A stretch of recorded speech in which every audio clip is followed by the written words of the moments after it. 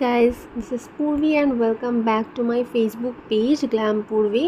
পেজে নতুন হয়ে থাকলে পেজটা ফলো করে নেবেন, আর যদি এটা ইউটিউব চ্যানেলে দেখেন চ্যানেলটা সাবস্ক্রাইব করে নিতে ভুলবেন না। আর ইনস্টা ফ্যামিলিতে তাড়াতাড়ি অ্যাড হয়ে যান। ইনস্টাতে 200K হয়ে গেলে একটা স্পেশাল কিছু করার আমার ইচ্ছা রয়েছে, তার জন্য তাড়াতাড়ি ফ্যামিলিতে যোগ দিতে হবে আপনাদের। আজ নবমীর ব্লগ নিয়ে চলে এলাম। আমরা আজকের নবমীতে একটা প্যান্ডেলই ভিজিট করব ভেবেই রেখেছিলাম, আর সেটা হলো বুর্জ খলিফার এই থিমটা। এটা কোথায় করেছে এটা আপনারা কমেন্টে জানান, এটা কোথায় করা হয়েছিল। তো আমরা অনেকটাই ড্রাইভ করে এসে এই প্যান্ডেলটা দেখতে এলাম। যাওয়ার পথে বৃষ্টি নেমেছিল, ওখানে আবার ওয়েট করে দেন আবার এলাম। আর আনফর্চুনেটলি আজকেই আমি সুন্দর হোয়াইট কালারের এই জিন্সটা আমি আজকের বার করেছিলাম, আর এতটাই কপাল খারাপ সেই দিনই বৃষ্টি কাদা এরকম সিচুয়েশনের মধ্যেই এই প্যান্ডেলটা দেখতে হয়েছে। তো জিন্সটা পুরো খারাপই অলমোস্ট হয়ে গেছিলো। বাড়ি এসে জিন্সটা সঙ্গে সঙ্গে ক্লিন করতে দিয়ে দিয়েছিলাম, কারণ এতটা পছন্দের জিন্সটা ছিল। প্যান্ডেল দেখতে গিয়ে একদম নতুন জামা কাপড় একদম বরবাদ হয়ে গেছে বললেই চলে। একদম নতুন স্নিকার্স বার করেছে, বাইক সব হোয়াইট কালার। অ্যাডামের শুজ দুটো হোয়াইট কালারের ছিল, হোয়াইট টি শার্ট, আমার প্যান্টটাও হোয়াইট কালারের। আজকে কপালটাই খারাপ ছিল, পুরো একদম হোয়াইট কালারের জিনিস পরে আজকে সব খারাপ হয়ে গেছে। এসেই সব ক্লিন করতে হয়েছে।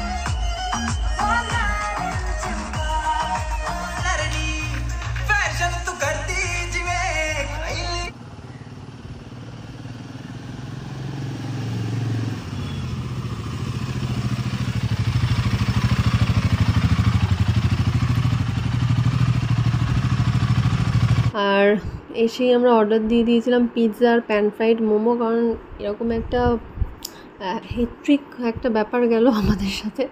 তো তাই এত খাটাখাটনি করে এবার খিদে পেয়ে গেছে, তাই জন্য অর্ডার করে দিয়েছিলাম প্যান ফ্রাইড মোমো আর পিৎজা। তারপরে নেক্সট ডে দশমী, তো দশমীতেও আমরা একটু ঠাকুর দেখতে বেরিয়েছিলাম। বাড়ির কাছেই প্যান্ডেল, এটাও খুব সুন্দর করেছে। নর্মাল যেরকম প্যান্ডেল হয় পাড়াতে সেরকম খুব সুন্দর ছিল। আর এটা আরেকটা ছিল ছোটোখাটো থিমের ওপরই বলা যেতে পারে, খুব সুন্দর ছিল। বাট পুরো প্যান্ডেলটা ব্লু লাইটে কাভার ছিল, তাই জন্য একটু এরকম লাইটের এফেক্টটা লাগছে। বাট খুব সুন্দর, ভিতরে প্রতিমার জায়গাটাতে খুব সুন্দর ছোটো ছোটো পাতা দিয়ে সাজানো হয়েছে। তারপরে নেক্সট আমরা একটু সেজে গুজে আর একটু দূরে আবার একটা ঠাকুর দেখতে এসেছিলাম।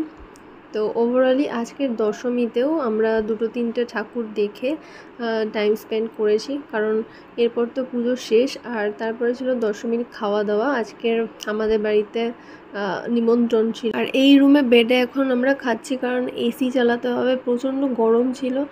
তাই যখনই গরম থাকে এসি চালানোর থাকে তখনই বেডে এরকম কাভার পেতে খাওয়া হয়, আর না হলে ডাইনিংয়ে খাওয়া হয়। তো এরপরে উইন্টার পড়ে যাবে, আর তখন কোনো অকেশন থাকলেই তখন ডাইনিংয়েই ভিডিও শ্যুট করব। তো যাই হোক, আজকের ব্লগটা এখানেই এন্ড করছি। খুব তাড়াতাড়ি চলে আসবো নেক্সট ব্লগ নিয়ে, তখন জন্য স্টে টিউন।